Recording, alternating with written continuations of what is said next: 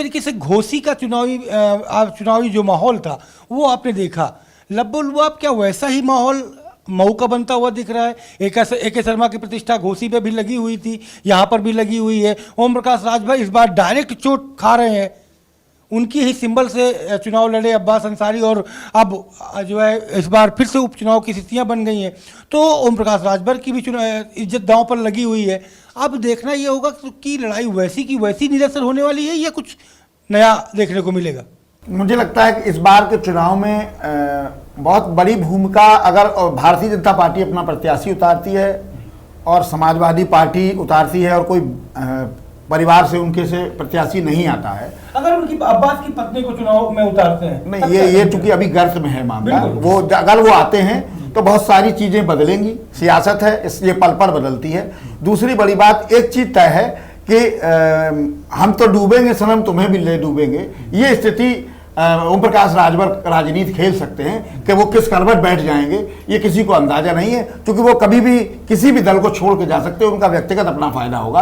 तो कोई बड़ी बात नहीं कि भारतीय जनता पार्टी के साथ वो गद्दारी करें और किसी दूसरे राजनीतिक दल से गोपनीय तरीके से अपनी तमाम राजनीतिक तरीके से मदद होती है वो कर सकते हैं, क्योंकि अगर उनकी प्रतिष्ठा दांव पे लगी है, क्योंकि ये प्रतिष्ठा वाली उनके लिए सीट है, और निश्चित रूप से वो अपनी वही वाली बात आ गई कि हम तो डूबेंगे सनम तुम्हें भी ले डूबेंगे। कोई बड़ी बात नहीं, वो किसी दूसरे राजनीतिक दल को अंदर खाने सपोर्ट कर दें।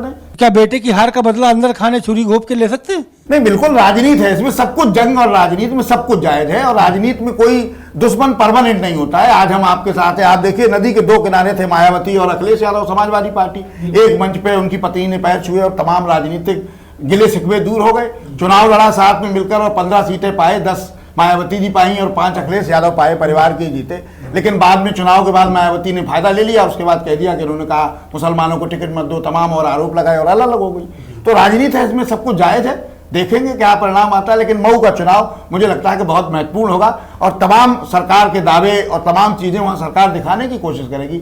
सरकार के पास मंत्री हैं, विधायक हैं, सब लगेंगे, मेहनत करेंगे, और सरकार अपनी विकास की योजनाएं बताएगी। अब क्या दिखा पाती है ये तो चुनाव परिणाम ही बताएंगे। लेकिन अगर देखा जाए तो बीएसपी का रुख क्या होगा, और इस बार एक यूपी की सियासत में एक नया चेहरा उभर करके सामने आया है, चंद्रशेखर रावण जिनको कहा जाता है।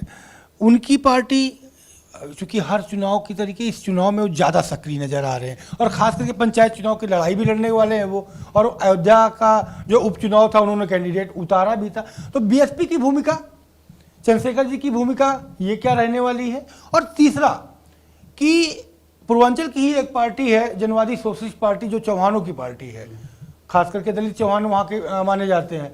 तो वो चूंकि बीजेपी के साथ वो खेल रहे हैं, तो ये छोटे छोटे जो दल हैं वो किस तरीके का सिनेरियो बनाएंगे जिससे बीजेपी का फायदा होगा या फिर विपक्ष का फायदा होगा, ये सीट विपक्ष के खाते में? देखिए, मुझे लगता है कि चंद्रशेखर रावण, जिनको अभी हाल में ही मायावती ने बरसाती मेंढक कहा था, उनके लिए भारतीय जनता पार्टी के पास तुरुप का एक का है। मायावती को पूरा देश जानता है कि भारतीय जनता पार्टी के लिए काम करती है, बी कंपनी मानी जा रही है।